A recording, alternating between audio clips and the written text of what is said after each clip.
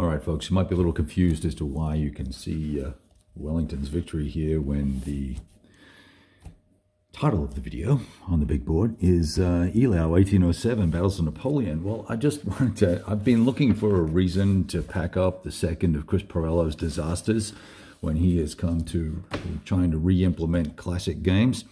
And now I have a legitimate excuse. So we can put this all away, get rid of it all, and we can look at these hard mounted maps. Well, that's very boring. How about we actually take a look at what's inside the box from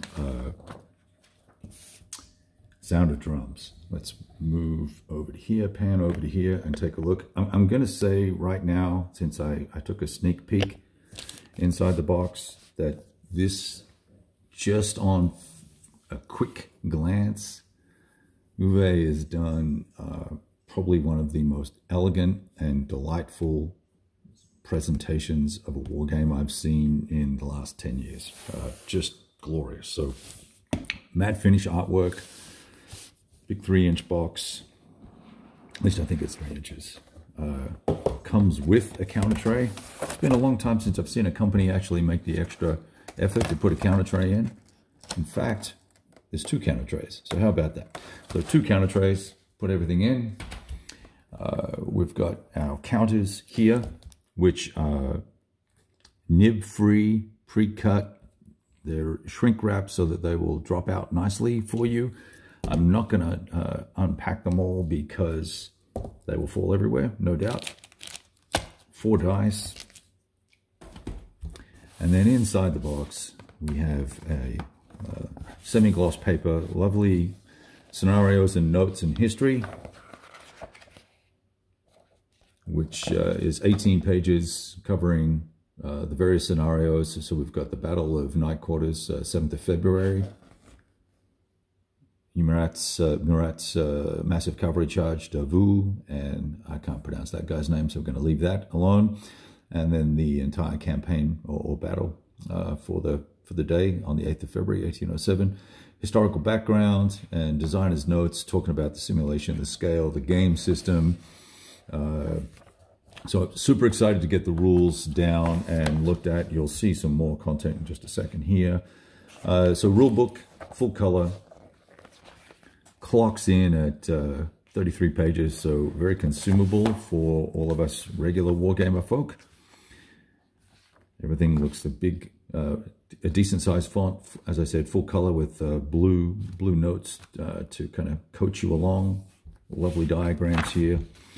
This is is this a complimentary copy? Actually, you know, it's not a complimentary copy. I paid for this, but I did receive a wonderful printed map and also a copy of the hard-mounted maps. So I've got a battle map that I'm not going to try and roll out while I do this video, but so this is my copy plus a few extras. Chocolate went a long way for me being super enthusiastic. You can tell I'm a little hyper.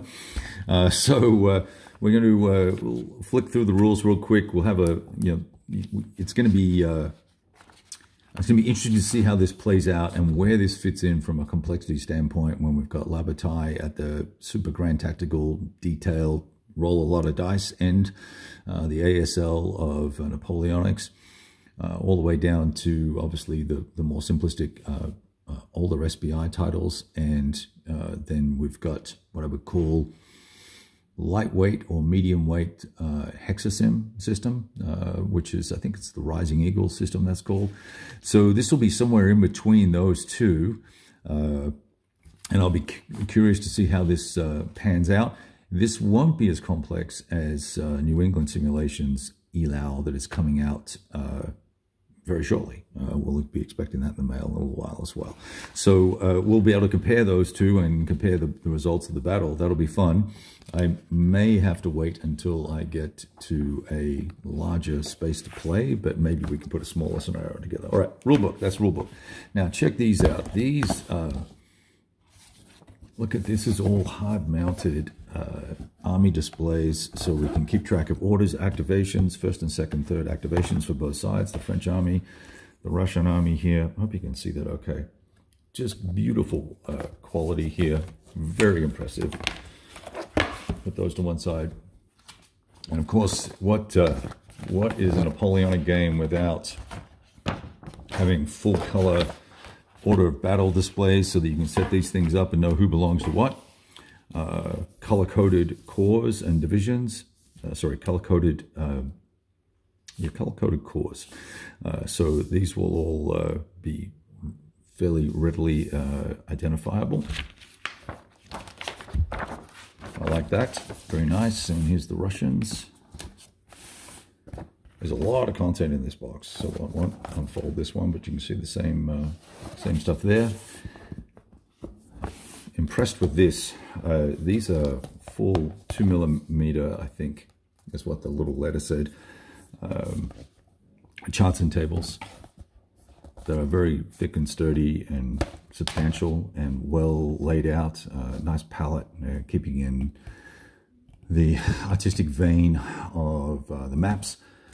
And of course, let's have a look at the maps now, because I think when I first saw the artwork for the maps, I was saw the digital representations. I was a little, I won't say disappointed, but I was a little concerned that it was just going to be a bit of a dull, gray, murky mess. But check this out. And I hope this comes through in the video. This palette of colors representing the terrain here is really excellent. I'm struggling to get it all in. Let me see if I can pull the camera back a little bit.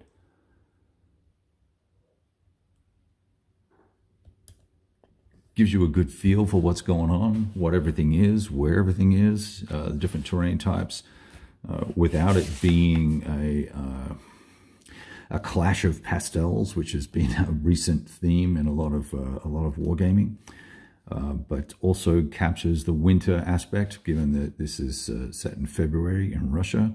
So you've got these bare hills and terrain and the snow, and everything's got this kind of muted but warm gray palette. Really like this. A nice thick paper. It feels like it's got some sort of latex covering over it, or some sort of covering that will be protective. I'm not going to test it right this very moment. And then the balance of the box is cubes that you're going to use for the activations and checking things. And then you've got this little tally stick that you will use in the game as well. So fantastic package. Now I've got that, and the hard mounted maps are obviously, and the mounted maps I should say, are going to be just the same as this, but on a very nice thick stock, super high quality. For the amount of money that they ended up charging for this game, I think this is probably one of the biggest bang for the buck games in Napoleonics, but you know, that's just me. And like I said, I've had a block of chocolate, so anything could happen. All right, everybody. Thanks for checking in. Enjoy, and if you haven't ordered this, you know, give it some thought. There's some dice as well. I think I mentioned those. Give it some thought, but it looks impressive. We'll see how it plays. That's obviously the proof in the pudding, is when it plays well and looks good, and gives us an opportunity to talk a little bit more about it once we get stuck into it. So, all the best. Cheers.